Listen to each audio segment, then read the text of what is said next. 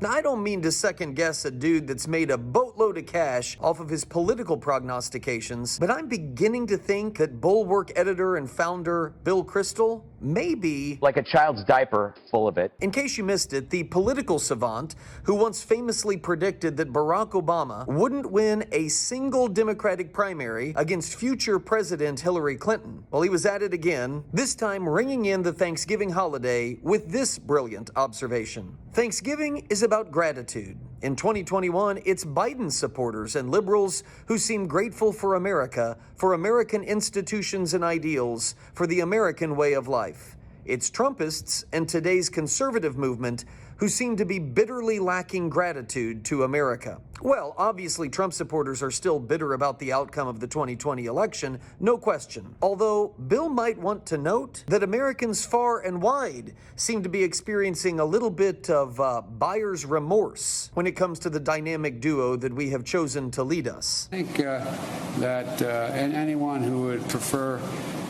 as bad as things are in terms of prices hurting families now, trade this Thanksgiving for last Thanksgiving.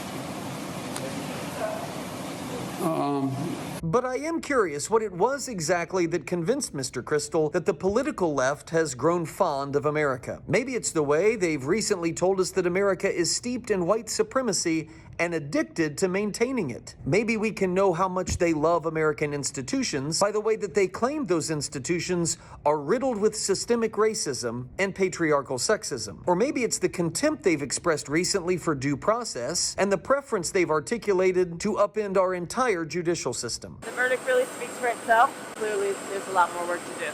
Thanks. Or maybe it was just the enthusiastic way that they embraced the American Thanksgiving tradition itself. Instead of bringing stuffing and biscuits, those settlers brought genocide and violence. That genocide and violence is still on the menu, as state-sponsored violence against Native and Black Americans is commonplace, and violent private white supremacy is celebrated and subsidized. Look, I could be wrong, and please, correct me if I am, Mr. Kristol. But I would say the best way to figure out who it is that's out there bitterly lacking in gratitude to America would be to find the folks who are torching that country's flag, impugning its history and heritage, and burning its cities to the ground.